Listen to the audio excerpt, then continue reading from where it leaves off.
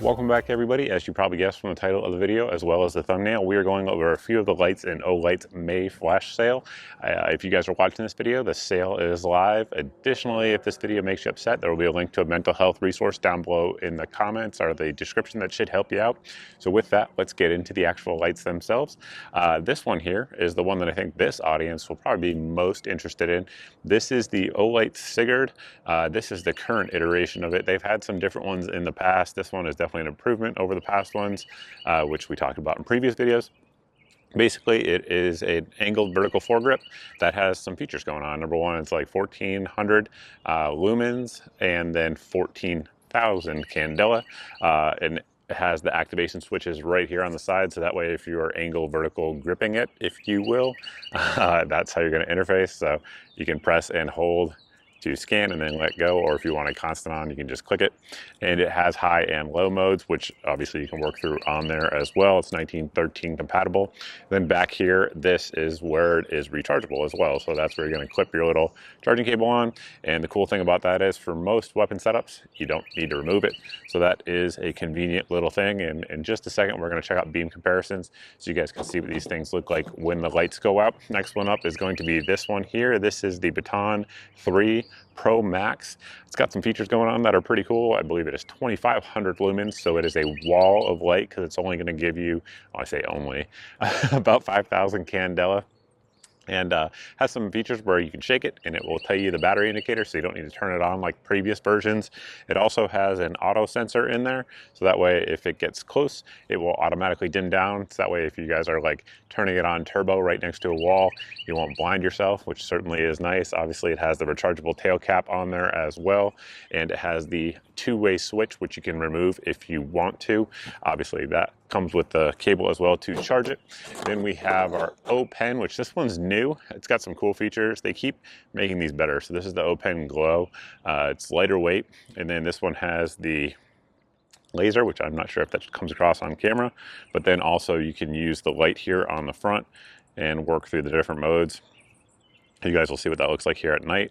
And then if you have your pen down and you turn that on, you guys probably can't see this, but trust me, there's a little bit of glow coming out the bottom here, which aids in letting you see what you're writing on if you guys are writing in the dark. And this comes with a new charging port as well. So the previous versions had a USB-C in them on the top. This one does not. I'm guessing that's why this one's so much lighter than the previous versions as well. So on this one, again, you just kind of put the tip in the charging station and it has a USB-C port in there, which you can use any USB-C to charge it. It also comes with a magnetic tail cap, or rather a magnetic cap for the charger, so you can mount it up on a wall if you want to. You don't need to have it vertical. This also comes with one of those, so that way you can mount it up on a wall and have easy access and just grab it and pull it out. It is magnetic. Then we have a couple of these lights. I always say they'd be great if they were high only. I'll probably say that 5 times in the video. High then low, but they're low then high. The I5R, this one here, takes a AA battery and comes with a rechargeable battery, which has a USB-C port in there, if you guys can't see that. So that way, again, although it will take any AA's, it's easy to recharge and you don't have to go out and buy batteries. But obviously it has that clip on there, two-way clip as well, nice lightweight little light. And the the AAA version of that is the I3T EOS that we have here. Same types of features, low-high interface, two-way clip, but this doesn't have a rechargeable battery. It just has regular AAAs. So with that, let's check out how these things look at night. For the new folks here, the spot where the wood fence meets the iron fence, approximately 35 yards away. Those trees in the back are anywhere from 40 to 50 yards. And here we have the little VFG on low. You can get an idea of the width of the hotspot at this distance. And then also the spill. I would say, if I had to guess, probably about 140 degree spill angle. And obviously from the hotspot to the outer edge of the spill, some variance of the lighting in there. Now again, this is on low. We can click it and go to high. There you go. And that is how probably most folks would want to run this. Here we have the output from the Baton Pro Max there on low, and we'll just work through the different modes as we work through it just by pressing the button, and then goes back down and just keeps cycling through. If you hold it down, if you double press it, you will go into turbo like that.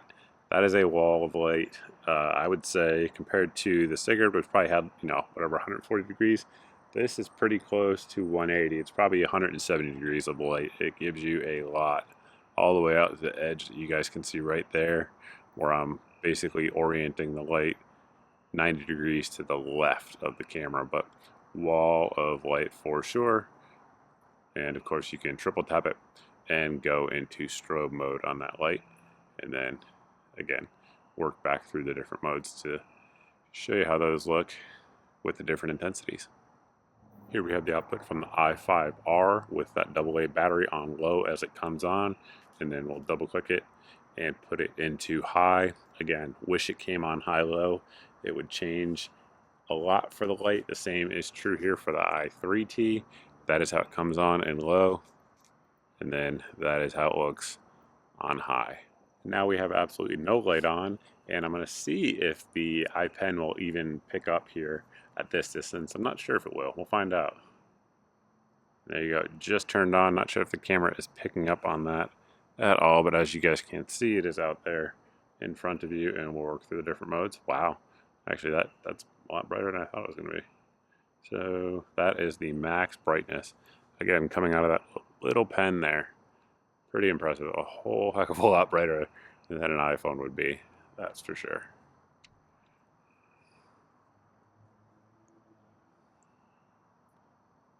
And that is the laser pointer that comes out as well. The little fishing shack that you'll see in just a second is about 10 yards back from the shoreline. I'm about 10 yards back from my shoreline. Across the lake here, it's about 110 yards. So pretty good distance. And we will click on that Baton 3 Pro. And as you guys can see, it's all visible now. So we'll work through the different modes. But keep in mind, to the right of your screen, we have that rosemary bush. So it really is kind of throwing a wall of light out there. And of course, that would be low. Not doing a whole lot. If I orient it on the bush, you can see that. And then work through the different modes. And then if I really click it up into turbo, you guys will see how the candela on that thing looks. And for a light that is definitely not designed for candela, it's not bad, considering that's about 130 yards away. Here we have the output from that vertical foregrip on low, and again, we'll zoom in there. And that is what you'd be looking at if you're trying to PID something at that distance on low. Sorry, I just hit the camera. And that is on high. And we'll zoom all the way back out. Again, still giving you good situational awareness of that bush out there, but does have a little bit of throw to it. Are the geese actually deterred by the candela? Well, it seems that they are.